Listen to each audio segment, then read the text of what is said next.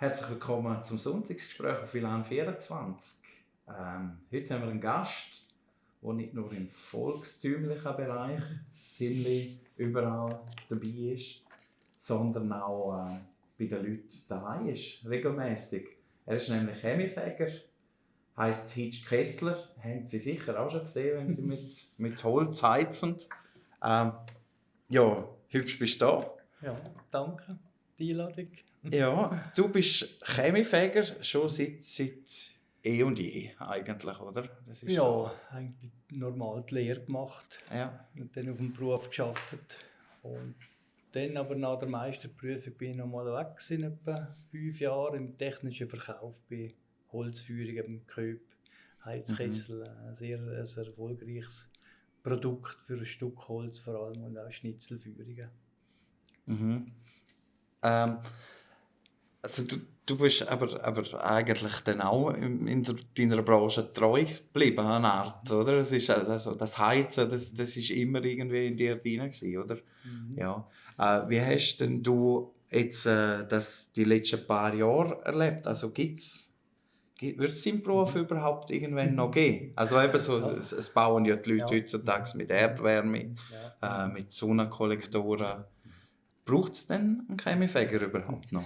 Ja, zuerst möchte ich noch ganz kurz darauf kommen, über die Geschichte, also wo dann der George Brandenberger hat den Kreis KW-Netz eingehauen, von der Klus bis und mit Fideris. Und wo dann nachher pensioniert wurde, haben wir den beworben, natürlich dort mal auch mit der Meisterprüfung um den Kreis und bin dann gewählt worden. Dort mal hat es aber noch auf so einen Kreis 8 bis 10 Bewerbungen gegeben und heute haben wir jetzt aber das Problem, dass praktisch nicht einmal mehr so ein Interesse hätte, so einen Chemiefägerkreis zu übernehmen. Oh ja. Auf die zweite Frage ist es so, Chemiefäger würde es alle geben, weil jede Feuerungsanlage, also jetzt nicht die Wärmepumpe, aber jede Feuerungsanlage, sei es das Öl, Pellet, Gas, natürlich Stuckholzfeuerungen, Kochherdöfen, Schmineöfen, Speckstoffen, das muss regelmäßig gereinigt werden, dass die Funktion gewährleistet ist und dass man auch weniger Schadstoffe erzeugt mit einer gut gewarteten Feuerung. Das ist der ganz wichtige Teil von unserem Beruf. Der energetische Teil, der Umweltteil, der dazukommt. Also dann wird es jetzt auch, wenn jetzt alle auf Erdwärme gehen,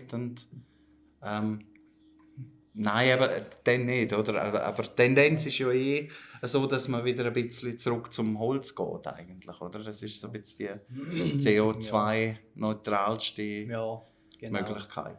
Es ist schon so, in den meisten, also in vielen neuen Häusern, die jetzt gerade mit der Luftwärmepumpe heizen, ist meistens noch ein Schmineofen oder ein Pelletofen drin, wo man vielleicht noch alle 2-3 Jahre reinigt, aber es gibt doch auch ein Rechtsvolumen. Und was jetzt seit Corona dazugekommen ist, sind die Maiensätze und Ferienhäuschen, die mehr genutzt werden, auch vermietet werden. Und dort habe ich jetzt ein Rechtsarbeitsvolumen bekommen, wenn man die auch regelmäßig reinigen kann. Vielleicht noch zum Chemiefägerwesen zurück auf früher. Entstanden ist eigentlich wegen dem Brandschutz. Also es hat dann halt ganz früher einen Rußbrand gegeben. Und gerade noch bei der Weichbedachung seiner Zeit, Schindeldächer, hat das natürlich können Brände auslösen. Je nach Wind hat es dann halt sogar Dorfbrände daraus gegeben. Es hat ein paar bekannte Dorfbrände, die durch Feuerungen ausgelöst worden sind, oder falsch gelagerte Asche. Das ist auch heute sehr noch das Problem. Und so ist dann eigentlich das Chemiefägerwesen entstanden. Darum sind wir auch noch ein bisschen der Glücksbringer, weil man halt eben Brände verhütet hat. Das ist heute schon auch noch ein kleiner Teil von unserer Arbeit, dass man auch die Anlagen noch anschaut. Feuerpolizeilich ist alles in der Ordnung, Mängel melden wir auch melden. Aber heute ist doch so beim Bau und auch mit den Bauabnahmen, dort wird eigentlich das schon recht streng kontrolliert und jede Feuerung muss heute zertifiziert sein, jedes Chemie. Also der Feierabendmaurer darf jetzt nicht einem Kollegen einen Ofen mauern und der in Betrieb nehmen. Das ist geht heute nicht mehr. Das ist auch richtig so, dass die Anlagen wirklich verhebend und nach, wenn die gut gewartet sind, passiert praktisch auch nichts mehr mit den Feuerungen. Das ist schon eine rechte Errungenschaft von den letzten, kann man sagen, 50 Jahre jetzt, was mich so zurückerinnern mag. Aber wahnsinnig viel auf Dächer gehst du nicht mehr, gell? Ist das alte Bild mit dem schwarzen Hut, ist das ein bisschen überholt? Ja, das ist schon überholt, weil halt aber heute die neuen Führungen brennen so gut, dass man in der Regel mit der Fiberglas-Rollrute von unten aufschaffen kann und reinigen die Chemie. Ist natürlich eine Vorschrift, die sehr streng ist für Dachbegehungen, weil wir haben auch Unfälle gehabt, schwere, tödliche Unfälle in der Schweiz, wo Chemiefäger abgestürzt sind und gestorben sind. Und das ist heute jetzt schon praktisch nicht mehr der Fall. Wenn man noch, sagen wir jetzt, eine heikle Dachbegehung hat, dann muss man natürlich sichern wie ein Dachdecker oder ein Zimmermann, der auf einem Dach arbeitet. Und darum tut man das heute eigentlich vermeiden, wenn es irgendwie geht, dass man auf das Dach rauf muss. Es gibt es schon noch hier und da. Man sieht es vor allem in den Maiensässeln natürlich, Ferienhäuschen, die nicht so hohe Dächer haben. Da geht man schön mit der Leiter auf das Dach und putzt das Chemie von oben ab, eigentlich wie früher. Mhm. Ich habe dir vorher erzählt, eben, dass ich in Nazi aufgewachsen bin und du hast gerade sofort gewusst, wo. So, ist das, weißt du das praktisch bei jedem im Prättigau, wo du Also jetzt, über Jahre hinweg halt einmal gewesen bist? Ja, jetzt in meinem Kreis sowieso. Ja. Ich kenne Ja. praktisch schon jede Liegenschaft und auch vor allem neben draussen die Maiensässe, Alpen, wo ich vielfach aber viel selber mache. Vor allem bei hübschem Wetter ist das natürlich eine wunderbare Arbeit und man hat auch nicht gerade so das Gehetz, man kann ein bisschen mehr Zeit lassen für die Arbeit. Sei es jetzt im Vidischer Heuberg oder Pfalzeinen oder Tanusen, das sind so richtig hübsche Arbeitsplätze, wenn natürlich das Wetter gut ist. Und dank, muss man auch sagen, heute muss man das nicht mehr so weit aus vororganisieren, weil man praktisch überall auch die Handynummern hinterlegt und die ganze Computertechnik, natürlich auch bei uns. Ganz klar hat man das Arbeitsprogramm, wo dann das Maiensässli jetzt auf den Hausen alle 4 Jahre im August in meinem Arbeitsvolumen erscheint. Und das sind schon recht Erleichterungen. Und ich habe, das ist noch interessant, neben draussen die 1000 Objekte unregelmäßig erfasst bis jetzt. Nebst etwa 2500 anderen Führungen im Kreis. Wie neben du, also wo um den Kreis rausgehen oder nein. so Maiensäss-mässig? Ja, innerhalb des Kreises so Maiensässe, Ferienhäuschen. Ja. Natürlich allein der Vidischer Heuberg hat von unten auf um die 100 Objekte. Ja. Dann haben wir natürlich dann raus, also Gavaduren zum Beispiel, wo ganze Siedlungen sind. Und das summiert sich noch recht. Ja. Mhm. Ja, das hat Corona ein bisschen gemacht, dass man jetzt irgendwie so, jeder so ein bisschen sein Heimatli will, oder? Das ist ein bisschen das, ja. Genau, ja. Jetzt bist du aber ja dann bald einmal pensioniert, also ich weiss ja, dass du der Willi schon seit ein paar Jahren mitschleigst, kann man das so sagen. Also ist das ziemlich sicher, dass er dann das einmal übernehmen wird? Also Wilfried Strolz hat die Lehre gemacht bei mir, ist dann einmal weg gewesen, ist jetzt aber schon wieder zurück im Geschäft, kennt den Kreis natürlich auch, kann man sagen, jedes Gebäude. Und wenn es ganz normal läuft, also weil ich halt Wahlbehörde ist eigentlich das Feuerpolizeiamt, also Gebäudeversicherung, aber wenn alles wirklich normal läuft, sollte er 1:1 den Kreis übernehmen, weil aber heute muss man effektiv froh sein, wenn man eine Nachfolgeregelung hat. Weil wir haben aber angesprochen vorher schon, wir haben jetzt gerade 2 Kreise aktuell, die ein bisschen auf der Kippe sind, wo es einfach gekappert hat mit der Nachfolgeregelung. Und das ist dann natürlich schade, weil das ist ein rechtes Arbeitspotenzial. Und dort kommt dann auch natürlich die Sicherheit ins Spiel, gerade bei den Holzfeuerungen. Also dort, wenn dann längere Zeit nicht gewartet wird, aber über ein Jahr aus zum Beispiel, kann es dann schon kritisch werden wegen Rußbrände oder auch andere Schäden an den Feuerungen, die entstehen können. Mhm. Was sind das für Kreise, also in Prättigau ist alles sicher, ist alles aber das sind wir froh. Im Engadin ist jetzt aktuell gerade ein Kreis, wird dann Ende August frei und im Bündner Oberland, Welle, Ilanz, Obersachsen ist dann jetzt im Moment zwar besetzt. Und dort muss man jetzt auch schauen, wie es weitergeht. Aber das ist ja eigentlich nicht unser Problem von uns Chemiefäger, das ist dann natürlich ein Problem, das können wir auch noch ansprechen, durch das Monopol natürlich Gebäudeversicherung hat. Weil wir haben noch ein sogenanntes Monopol oder Kreiszuteilung im Kanton, hat auch noch weitere Kantone, die das auch noch haben. Das funktioniert auch sehr gut, weil dann weiss ich natürlich, wenn ich im Tal sagen wir jetzt, die lukrative Arbeit mache, dann muss ich halt auch mal auf eine Alp hinterher fahren, eine Stunde. Und da kann dann nicht gerade alles voll verrechnen, wie man eigentlich müsste in der Privatwirtschaft. Und das ist schon der Grund, eigentlich so weitläufige Gebiete wie Graubünden, dass man aber das Monopol noch hat. Das ist ein kantonales Monopol, nicht ein Verbandsmonopol. Und der Tarif wird von der Regierung letztendlich dann wieder festgelegt. Jetzt haben wir gerade auf den 1. Mai eine Tariferhöhung bekommen, wieder wegen allgemeinen Kostensteigerungen. Und sind noch weiter dran, um es lukrativer zu machen, weil die Arbeiter können wir nur heben, wenn wir wirklich gute Löhne zahlen können, dass wir konkurrieren können mit anderen Branchen, die in der Führungstechnik tätig sind. Weil sonst wandern ist die Leute dort ab und das ist dann schade, wenn man die Leute ausbildet und nach ein paar Jahren springen sie ab. Das ist auch noch ein Problem, das wir zum Teil haben. Ja. Also Fachkräftemangel ist auch bei euch ein Riesenthema. Das ist natürlich ein Riesenthema. Wo nicht heutzutage? Ja. Das ist irgendwie... Ja. Und dort denke ich, wird auch schweizweit etwas gehen müssen. Also, wir können nicht Zehntausende von jungen, kräftigen Männern, sogenannte Asylanten, holen, die nicht arbeiten dürfen. Das ist ja vom Gesetz her bedingt zum Teil. Und die einfach nicht wissen, was tun, und wir zahlen die. Und auf der anderen Seite haben wir überall Leute, sei es nun Hilfsarbeiter oder auch Leute, die mal lernen könnten, die nicht arbeiten dürfen. Und ich glaube, da muss der Bundesrat und das Parlament schon mal über die Bücher, wie das ja, ein bisschen umdenken, ja. Es ist zwar mit dem Schutzstatus S, dort hat es mal ein bisschen etwas offen da. Dort hat sicher, ja, dort hat also sicher das ist mal eine gute Idee gewesen, ja. Aber dass wir jetzt wirklich für so eine Arbeit, die halt, ja, ist dreckig, gerade bei der Holzführung ist man wirklich schwarz. Und das ist halt schon ein Beruf, der jetzt nicht mehr gerade so an erster Stelle steht. Wobei auch andere Berufe haben ja Mühe, wo sauber am Schreibtisch arbeiten kannst. Oder ja, aber das fehlt an jedem Ecke und Ende momentan. Ja. Und bei uns ist halt auch so, vom Körperlichen her kann man das nicht machen bis 80. Also in der Regel ist man dann schon froh, wenn die Pension kommt. Es gibt ganz wenige Arbeiter, die bis zur Pension eigentlich arbeiten. Die meisten wandern dann auch in andere Gebiete. Aber jetzt in meinem Fall habe ich auch einen guten Mitarbeiter, der jetzt Abwart ist in der Mittelschule und so. Und einer ist bei der ZEMS, bei der Tegra, also hat schon auch mit Führungen zu tun.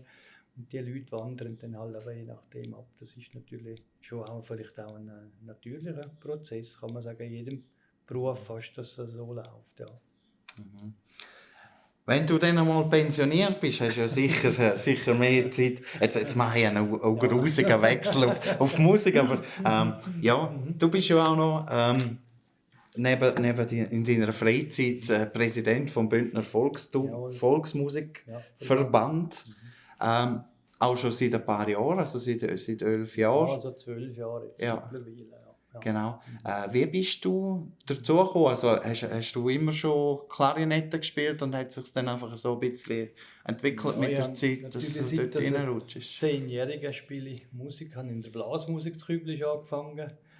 Und dann ist man dann über die moderne Musik, aber auch Ländlermusik schon eben gemacht, weil meine Götti ist ein bekannter Ländlermusikant in der Hittivale. Und so ist man dann reingekommen. In den jungen Jahren hat man natürlich, eben wie jetzt auch die Jungen, hat man dann ein bisschen was Fetziges gemacht. Man hat eine Tanzbank an seiner Zeit, das Somara-Quintett.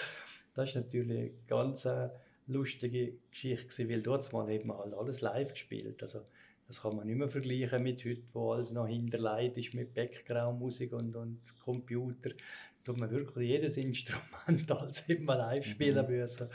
Und dann aber daneben bin ich in die Ländlermusik gekommen. Kapelle Rätikon ist dann im 87 gegründet worden. Die ist eigentlich besteht noch mit den 2 Bläsern, kann man sagen, wo wir noch der Röbidisch und die noch gleich sind. Und der Bruno Jäger am Bass ist eigentlich auch, kann man sagen, fast seit Anfang. Bald 40 Jahre, ne? Ja. Das ist krass. Ja.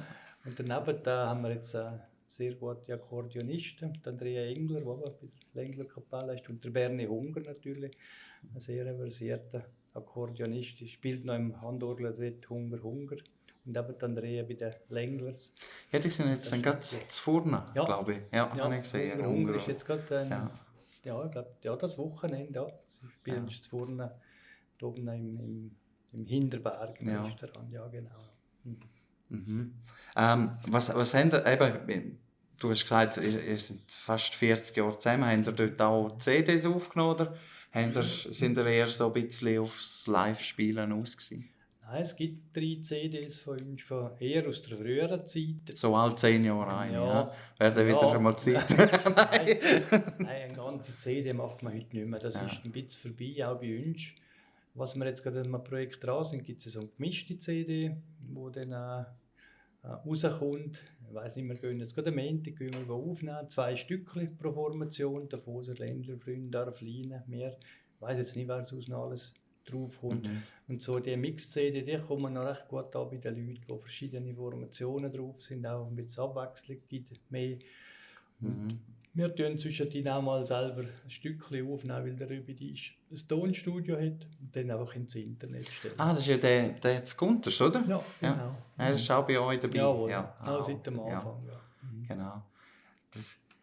Das tönt jetzt gerade ein bisschen wie so tönt es im Prättig auch. Kannst du dich noch erinnern an die? Ja. Oder der Rolf Rauber gemacht, das habe ich so cool gefunden. Da ist wirklich so in jedem Dorf ein Lied von jedem Dorf drauf gehabt. Ja, das ist ganz, so ganz interessant speziell gemischt auch so, ja. Ja, das höre ich auch heute zwischendrin mal noch gerne wieder gewisse Sachen an. Hat wirklich natürlich jetzt viel Musik drauf, was es gar nicht mehr gibt. Das ist natürlich auch so ein bisschen fast wie ein Archiv. Ja. Die CD, das ist sauber so gemacht. Ein Zeitdokument, ja. Das Zeitdokument. Das sollte man eigentlich wieder mal mit Blasmusik auch noch, mit Chör und genau. alles. Ja, aber so die Musikgesellschaft dann auch, ja. Genau, Wobei, ich weiss nicht, ob du heute noch eine CD zusammenbringen würdest. So mit, also die haben ja dazu mal, ich glaube, eine Doppel-CD gemacht sogar, oder? Das ist ja so jede Dorfmusik noch drauf gewesen. Und heute ist das ja... Ich denke, das würde eher heute an den Kosten. Heute würde es eine Single geben oder so. Nein, ich meine, so das Gesamtprojekt. Also da reden wir schon von einem Budget. Ich denke jetzt heute sicher von 50'000 natürlich, Minimum, ja. Und wir haben ja seinerzeit, also nicht mehr mein Vorgänger, der Hans-Peter Stiefler, seinerzeit Präsident vom Bündner Volksmusikverband, hat auch so ein CD-Projekt lanciert. Dort gibt es auch so eine CD, wo wirklich auch aus dem Kanton Ländlermusiken drauf sind. Und das ist aber auch ganz ähnlich, jetzt so wie ein Zeitdokument zum Anhören, wunderbar. Aber ich glaube auch, heute wäre es auch das Problem, überhaupt so etwas zu finanzieren. Aber es ist auch eine tolle CD, wenn man das heute wieder zwischendrin mal anhört. Ja. Wie hat sich das allgemein so ein bisschen entwickelt? Also eben, du bist seit 12 Jahren, hast du gesagt, bist Verbandspräsident. Also habt ihr seitdem viel mehr Mitglieder oder ist es stabil geblieben oder ist es weniger geworden? Nein, jetzt haben wir, muss ich sagen, Corona hat eine rechte Zäsur gegeben. Also, dort sind halt gerade die älteren Leute, die dann nicht mehr gegangen sind, wirklich altershalber, die haben dann auch, sind dann nicht mehr zurückgekommen in den Verband. Sie sind dann wirklich haben gekündigt oder verstorben natürlich. Die Risikogruppe halt auch gewesen, oder? Und wir haben dort halt einen höheren Altersschnitt, wo man natürlich sagen, im Volksmusikverband sind viele sind Gönner, die einfach die 40 Franken im Jahr einzahlen, das noch aber die Volksmusik unterstützen und das Heftchen bekommen alle 2 Monate zum Wissen, was läuft. Überall ist alles drin und auch interessante Artikel sind drin, generell über die Musikbranche. Und dort haben wir schon einen recht einschneidenden Verlust jetzt gehabt. Also, mal sind wir knapp bei 600 gewesen, und jetzt sind wir noch kantonal bei 525 Mitgliedern, so in diesem Stil. Und auch schweizweit hat es natürlich Kantonalverbände gegeben, die Hälfte verloren haben von den Mitgliedern. Hat jeder Kanton so einen eigenen Volksmusikverband oder gibt es da auch einzelne, die jetzt... Also fast. Das ist natürlich die grossen Kantone sowieso und dann haben aber kleinere Kantone sich zusammengeschlossen. Schaffhausen, Thurgau oder in der Westschweiz, Tromont, hätten auch sich zusammengeschlossen zu einem Verband. Und aber wie ich mal gesagt habe, früher hat es noch Regionalverbände sogar. Die gibt es aber heute nicht mehr, weil das braucht es eigentlich auch nicht mehr jetzt, weil die grossen Kantonalverbände funktionieren eigentlich sehr gut und machen eigentlich die grosse Arbeit an der Basis. Was ist denn so die Hauptaufgabe von euch eigentlich, so von dem Also eben, du hast gesagt, alle 2 Monate gibt es so ein Heftchen.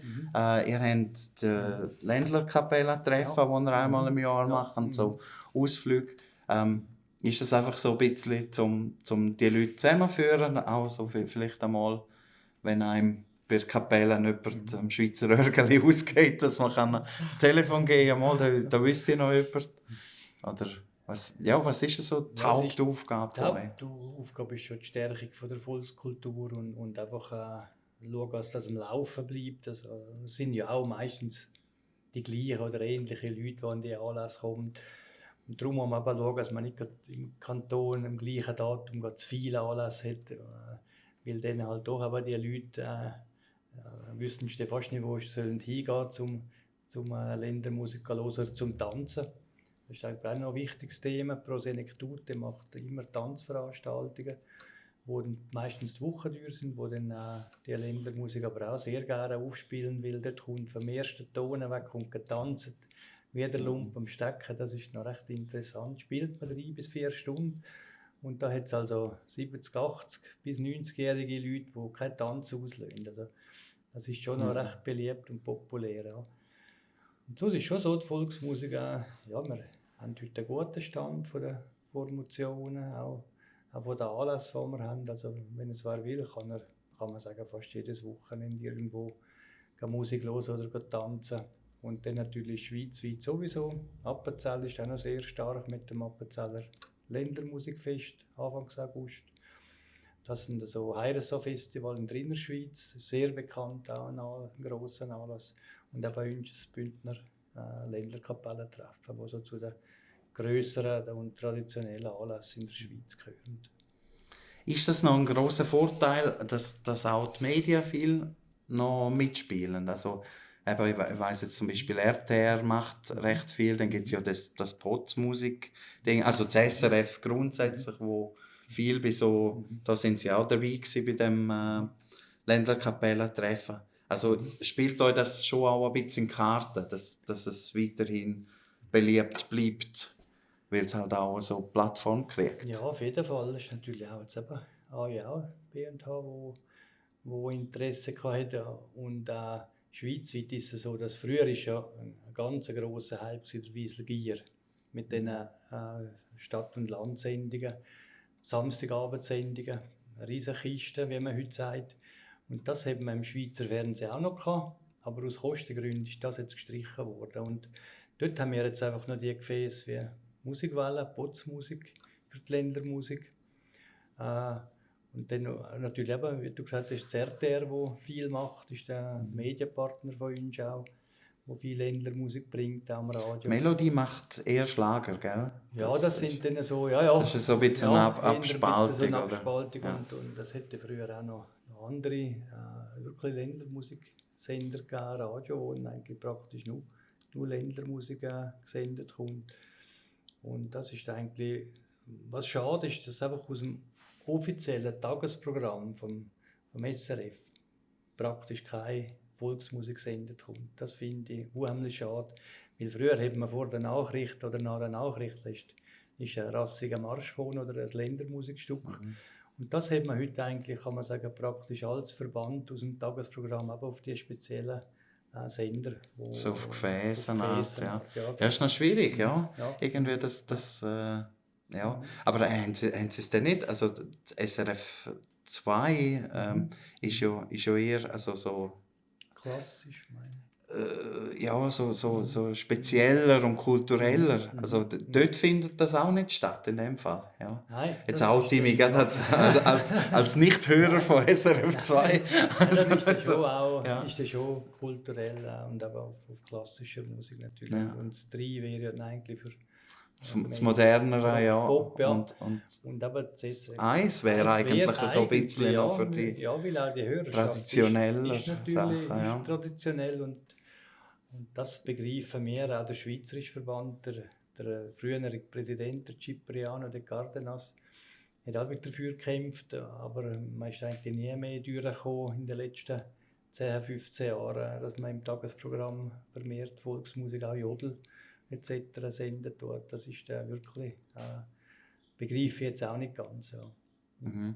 Aber ist das jetzt, wenn man ich komme ja aus dem Pop- und Rockbereich und wir haben immer Witze gemacht über, wenn man so Schlager oder volkstümliche Sachen macht, dass es dann schon anders läuft als jetzt bei uns, dass man nicht so muss eine Beizentour machen. Und ich habe jetzt gerade gesehen, bei Prättigauer Bauer zum Beispiel, die könnten, wenn sie wollten, könnten die wirklich jeden Abend irgendwo spielen. Sie müssen es wirklich begrenzen, um zu sagen, hey, nein, wir gehen einmal im Monat und gut ist. Oder? Also ist das wirklich immer noch so gefragt? Also wenn man jetzt wirklich so volkstümliche Musik macht oder Schlager, dass einem da die Bude einrennen? Also dort ist jetzt natürlich bei den jungen Prättigern schon so, dass halt eine jung aufstrebende Formation ist, mit Örgeli und eben Gesang und Stimmung machen. Und es hat schon mehr so Jungformationen gegeben, die recht stark sind. Und dann, wenn es dann älter kommt, Lehre und alles dazu kommt, ist es vielfach schwieriger und auch dann das Niveau weiter steigern. Weil plötzlich, wenn man den Jugendbonus nicht mehr hat, muss man natürlich dann auch von der Qualität her Mehr leisten. Das ist so. Und da sehe ich jetzt bei den jungen Prättigauer Bauern es gut. Weil sie haben gute Musiklehrer, das ist auch sehr wichtig, dass man von Grund auf die Instrumente richtig lehrt. Und das war früher aber nicht der Fall gewesen. Und darum hat es dann halt auch sehr Abstürze gegeben von so Jungformationen, die dann halt sich nachher nicht mehr etablieren haben können. Das ist sicher auch ein Grund. Ja. Aber das ist grundsätzlich viel. Das ist jetzt bei jeder Stilart, bei jedem Genre. Wenn du einen schlechten Lehrer hast, dann hast du Begeisterung nicht und dann findest du irgendwie relativ schnell, oh nein. Also der Lehrer ist A und so, finde ich, nicht? Ja, schlechte Lehrer. Früher war es so, Ja, dass man gar strenge oder gar so, keine ja. hatte, natürlich Musiklehrer. Man hat das einfach ab der Platte. Man hat das geübt, ja. Und ich bin dann auch erst so mit 18, 19 bin ich effektiv in den Musikunterricht zum professionellen Musiker, zum René Oswald, seinerzeit noch in Chur. Und dort hat es einem schon aus den Federn. Zuerst hat er einmal gehörig die Leviten gelesen und zum schauen, ob man wirklich Interesse hat, zum dranbleiben. Und dort hat man dann natürlich geschwind recht Fortschritt gemacht, ja, sobald man dann richtig instruiert kommt. Das ist bei jedem Instrument, weil gerade vielfach ist dann bei den Bassgeiger früher so gewesen, dass jedes, was Sommer gesagt hat, ja, für einen Bass, für die 4 Seiten braucht es keine Musiklehrer. Und das ist auch dort heute zum guten Glück anders, dass man das richtig lernt.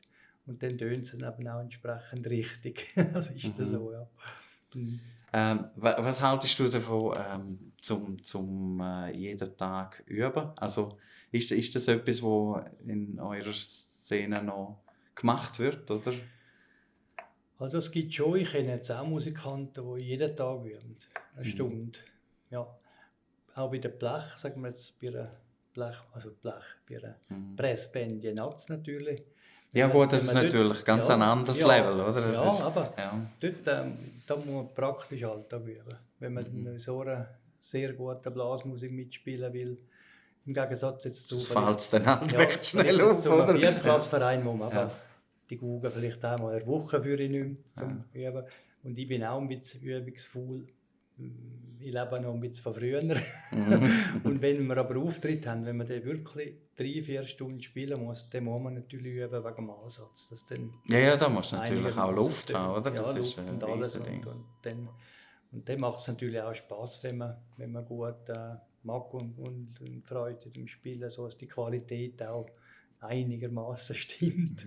Ich lebe noch von früher. Das ist ein Zitat vom Interview. Also, ich sehe es schon in der Überschrift. Ich lebe noch von früher. Ja, das habe ich schon bis 2 Stunden pro Tag natürlich in den besten Zeiten geübt, in 3-4 Musiker gespielt. Also, dort war man schon in Form als Hobbymusiker. Ja. Ich habe es immer so ein bisschen gehabt, so ein Konzert ist wie 2-3 Proben. So. Kann man das bei euch auch sagen, ja, wenn ihr so lange spielt, oder? Also, dann ist es wahrscheinlich wie 5 Proben, oder? Ja. So.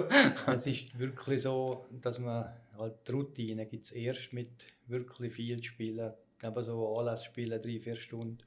Und was auch wichtig ist, die gleichen Leute zusammen.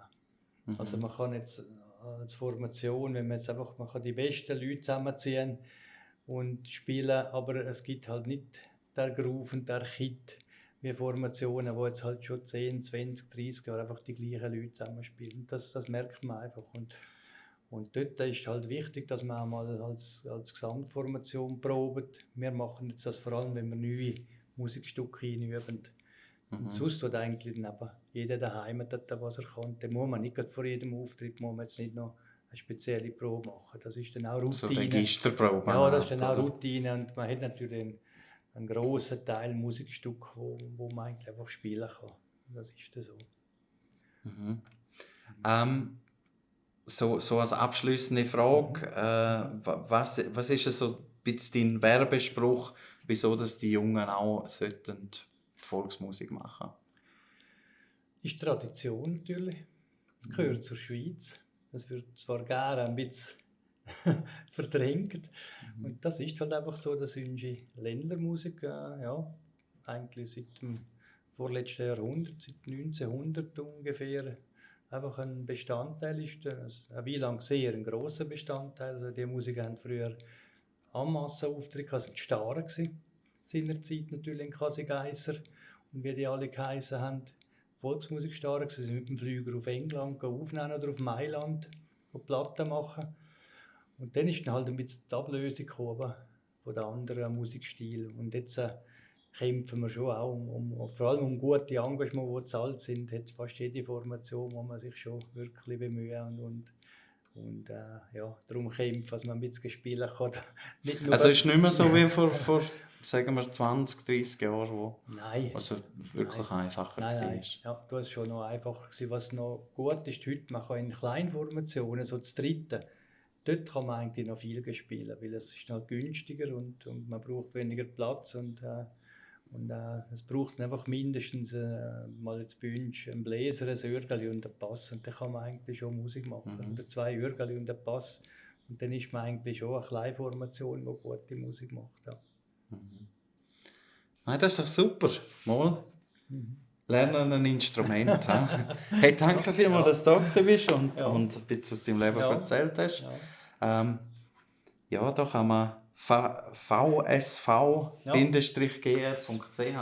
gibt es noch mehr zu dem Musikverband, Volksmusikverband. Schauen noch mal rein, sie haben regelmäßig Veranstaltungen, sie schauen ein bisschen und haben eben auch ein Heftchen. Das ist doch eine lässige Sache, wenn man Tradition erhalten kann. Ja, das wäre schon vom Sonntagsgespräch. Danke, dass ihr zugeschaut habt und bis nächsten Sonntag.